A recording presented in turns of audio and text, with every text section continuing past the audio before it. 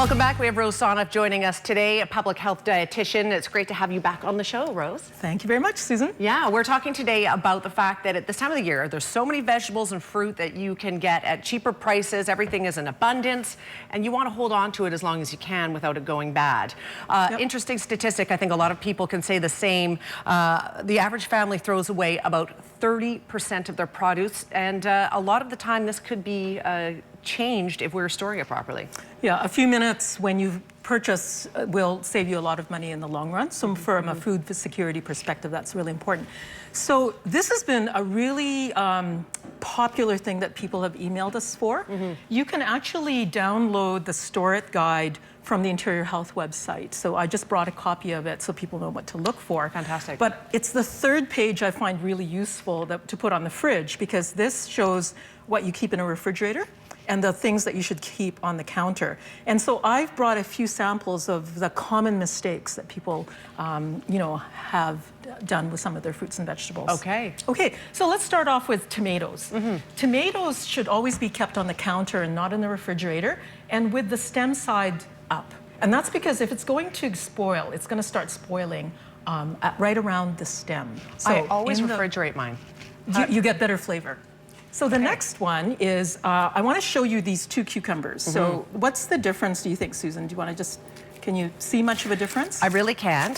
They're both still firm. I know that you wait too long for a cucumber and they go really soft. Yeah. You can feel it right through the middle. So this one is now 3 weeks old, and you can see a little bit of loss of color because the chlorophyll starts disappearing, but it's still quite edible. Absolutely. And that's 3 weeks. That's impressive. So if you want to keep your cucumbers, do not put them in the refrigerator until you cut them.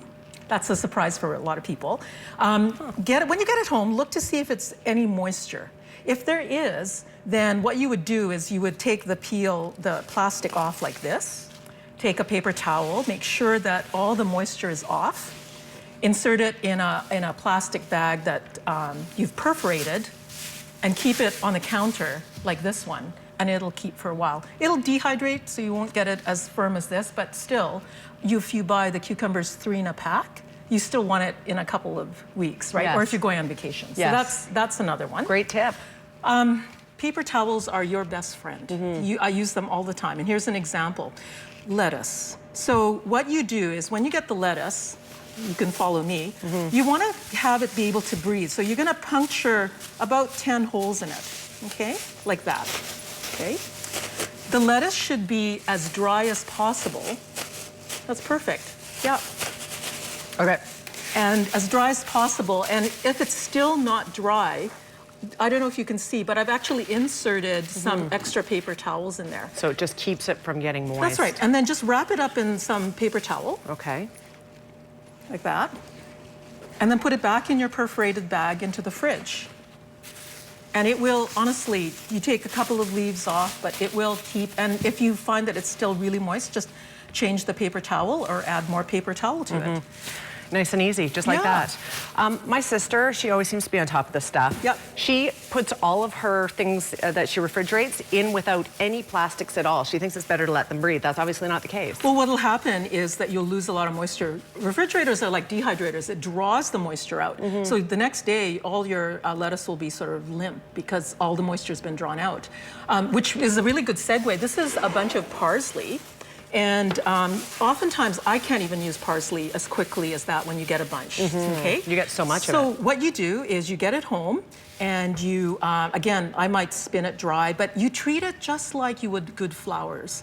I cut off the bottom, and I've put it into a jar, and then I perforate my little plastic bag, and I put it over it, and it can either be put on the counter or in the fridge, and it'll last for a long time, and you just take out what you need. How long do you think this would last? Like 2 or 3 weeks? Oh, probably at least 2 weeks. Is that right? Yeah, and again, if it's in the fridge, it might last even longer. So that's one.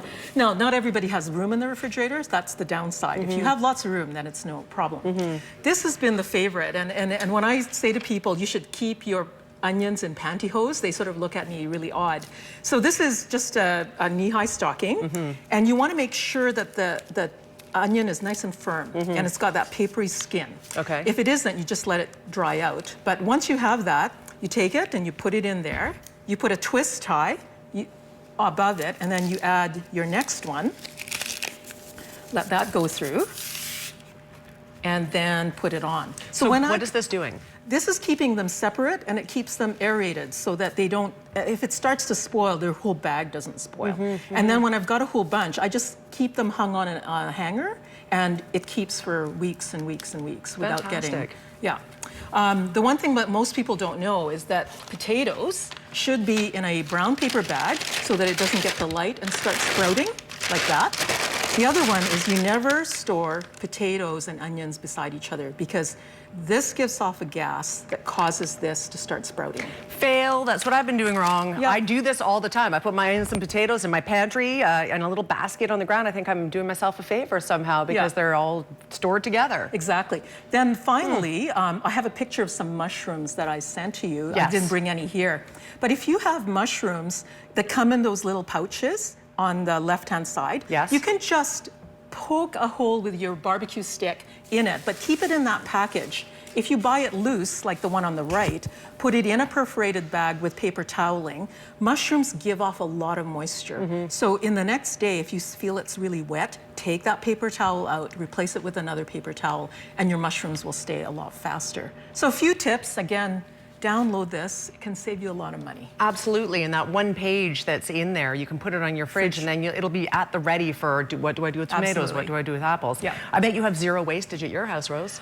Well, there's only 2 of us and there's just an abundance of things. I get things from the farmer's market because I know it's been picked the previous day. Yes. It lasts even longer, which is great. You. Great tips today, Rose. I love this You're segment. welcome. Thank you for being here. You're welcome. All right, we are going to take a quick break. Lots more Midday to come. Stay with us.